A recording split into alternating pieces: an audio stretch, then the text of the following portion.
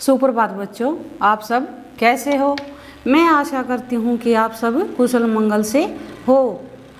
आज हमारा विषय है गज़ल।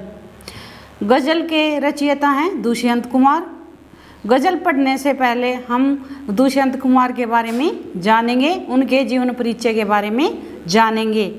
दुष्यंत कुमार का जन्म 1933 में राजपुर नवादा गांव उत्तर प्रदेश में हुआ था।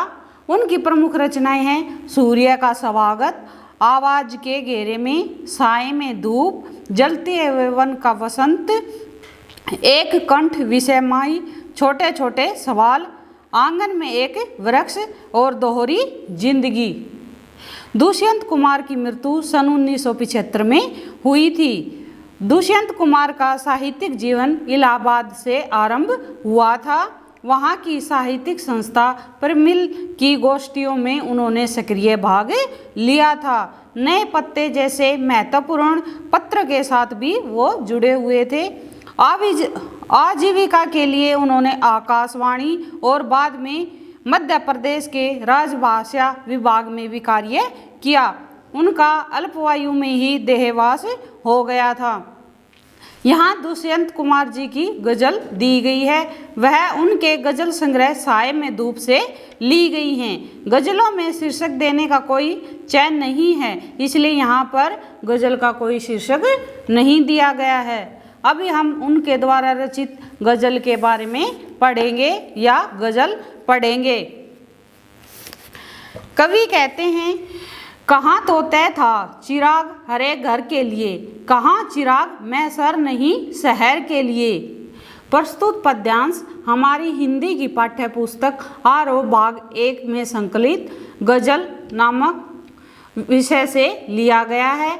इसके रचनाकार दुष्यंत कुमार जी हैं। दुष्यंत कुमार ने इन गज़लों में उस समय का वर्णन किया गया है जब भारत परतंत्र था या अंग्रेजों के गुलाम था। उस समय हमारे जो नेता थे वो जनता को आश्वासन दे रहे थे कि हमें संघर्ष करना है, बलिदान देना है, बलिदान देकर ही हम अपने देश को आज़ाद करवा सकते हैं। उन राजनेताओं ने जो भाषणों में कहा था, आज़ादी के बाद उन्होंने ऐसा कुछ नहीं किया। इन गज़लों में कवि ने उस समय के भारतीय समाज के बारे में बताया है कि भारतीय समाज में कितनी गरीबी थी। कवि कहते हैं, कहाँ तो तय था चिराग हरे घर के लिए, कहाँ चिराग मैं सर नहीं शहर के लिए। कवि कहते हैं कि जब राजनेताओं ने भाषण दिया तो कहा था कि हम गरीबी को हटाएंगे, अशिक्षा को हटाएंगे और शिक्षा का नया प्रकाश लेकर आएंगे। हर घर के लिए एक चिराग होगा, शिक्षा होगी, हर एक व्यक्ति की मूलभूत आवश्यकताओं की भी पूर्ति होगी। लेकिन ऐसा कुछ भी नहीं है। हर घर के लिए चिराग तो अलग बात है, लेकिन यहाँ तो एक शहर में एक भी चिराग नहीं था। यहाँ दरख्तों के साए में धूप लगती है, चलो यहाँ से चलें उम्र भर के लिए। आगे कवि कहते हैं कि इस समाज में जहाँ हम रहते हैं, यहाँ तो खुद अपने द्वारा लगाए गए पेड़ों से भी हमें धूप मिलती है कि हमारे देश के जो राजनेता हैं वो भी केवल अपने अपने काम में व्यस्त रहते हैं। उन्हें जनता की गरीबी से कोई फर्क नहीं पड़ता। तो यहाँ पर खुद के लगाए हुए पेड़ यानी कि खुद के नेता भी हमें धूप प्रदान करते हैं या हमें कष्ट देते हैं। कवि आगे कहते हैं, चलो यहाँ से चलें उम्र भर के लिए। कवि कहते हैं कि हमारा देश ही हमारे लिए पराया हो गया है, हम अपने देश को छोड़कर कहीं और चलते हैं। न हो कमीज तो पाँव से पेट ढक लेंगे, ये लोग कितने मुनासिफ हैं इस सफ़र के लिए। आगे कवि कहते हैं कि भारत में इतनी ज़्यादा गरीबी है, भूखमरी है कि हमारे देश में गरीब लोगों के पास पहनने के लिए कपड़े भी नहीं होते। कवि कहते हैं कि इतनी गरीबी के होते हुए अगर उनके पास पहनने के लिए कपड़े नहीं हैं तो वो अपने पाँव से भी अपना पेट ढक लेंगे। ये लोग इतने गरीब हैं कि इनके लिए गरीबी एक मुनासिब या सही है, इनका जो सफ़र है वो सही है, क्योंकि इन पर जो हमारे राजनेता हैं, जो हमारे देश के शासक हैं, वो कोई भी ध्यान नहीं दे रहे हैं। खुदा नहीं न सही आदमी का ख्वाब सही, कोई हसीन नज़ारा तो है नज़र के लिए।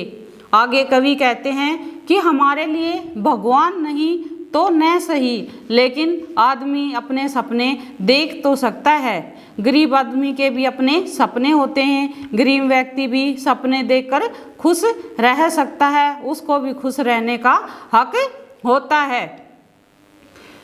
कोई हसीन नज़ारा तो है नज़र के लिए। आगे कवि कहता है कि गरीब व्यक्ति तो मतलब अपने सपने देखकर खुद ही उसमें खुश रहता है और अपनी नज़रों के द्वारा देखे गए सपने को ही साकार समझने लगता है, उसी में ज़िंदगी जीने लगता है। वह मुतमईन है कि पत्थर पिघल नहीं सकता, मैं बेकरार हूँ आवाज़ में असर के लिए। आगे कवि कहता है कि मैंने जो गज़ल लिखी हैं, मैंने जो कविता लिखी हैं, ज़रूरी नहीं कि उन्हें पढ़कर ये हमारे राजनेता शासन चलाने वाले पिघल सकते हैं, उनका हृदय पिघल सकता है, लेकिन मैं व्याकुल हूँ अपनी आवाज़ को इस देश के कोने तक पहुँचाने के लिए। मैं अपनी आवाज़ को देश के हर एक कोने कोने में पहुँचाना चाहता हूँ, ताकि हमारे देश के जो गरीब जनता है वो जागरूक हो सके। मेरी आवाज़ का असर मैं दूर दूर तक देखना चाहता हूँ। तेरा निजाम है सील दे जुबान शायर की, ये एहतियार जरूरी है इस बहर के लिए। आगे कवि कहते हैं कि जो राजनेता हैं वो हम जैसे जो रचनाकार होते हैं, लेखक होते हैं, उन पर पाबंदी लगा सकते हैं, क्योंकि वो उनके लिए ज़रूरी भी है। हम अगर आवाज़ उठाएंगे और इससे राजनेता अपना काम नहीं कर पाएंगे तो घाटा उन्हें होना है। तो जो कवि है वो आज की जो भ्रष्ट राजनीति है उस पर व्यंग्य करते हुए कहते हैं कि जो आज के नेता हैं, शासक बने हुए हैं, वो हर एक रचनाकार की आवाज़ पर पाबंदी लगा देते हैं, ताकि जो देश की गरीब जनता है वो जागरूक न हो और वो अपना काम निकालते रहें। जिए तो अपने बगीचे में गुलमोहर के तले, मरे तो गैर की गलियों में गुलमोहर के लिए।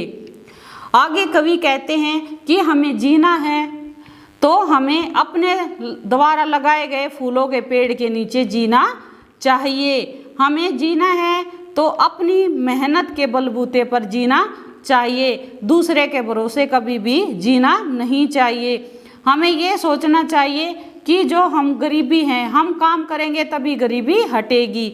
जो हमारे राजनेता हैं वो जनता की भलाई के लिए, गरीब लोगों के लिए कोई सहारा नहीं है, ना ही काम कर रहे हैं। तो कवि कहते हैं कि जीना है तो हमें अपने द्वारा लगाए गए फूल के पौधों के नीचे ही जीना होगा, दूसरों के सहारे नहीं। अगर मरना है तो गैरों की गलियों के गुलमोहर के नीचे। आगे कवि कहते हैं कि हमें अगर मर मिटना है तो हमें जो गैर का जो शासन है उसको मिटा देना होगा, उनके जो फूलों के बगीचे हैं उसको मिटा देना होगा, जो गैरों की सुख सुविधाएं हैं उन्हें छोड़ देना चाहिए और अपने जीवन में जो है उसी को अपनाना चाहिए।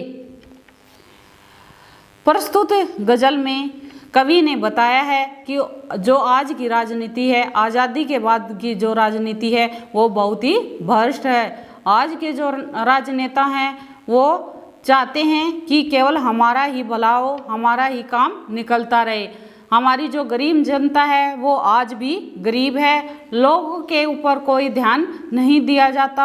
आज भी हमारे देश में बहुत ज़्यादा भूखमरी है, गरीबी है, अनपढ़ लोग हैं, उनके पास रोजगार भी नहीं है, उनको उनकी मूलभूत आवश्यकताएं पूरी नहीं हो रही हैं। यहाँ पर कवि ने उर्दू और फारसी शब्दों का प्रयोग किया है। गज़ल शैली है, भाषा प्रभावशाली और प्रभावमयी है, शब्दों का उपयुक्त और विषयानुकूल प्रयोग किया गया है।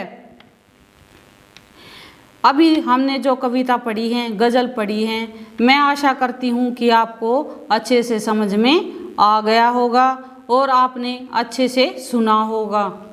तो आप इसका अच्छे से अध्ययन करें। धन्यवाद।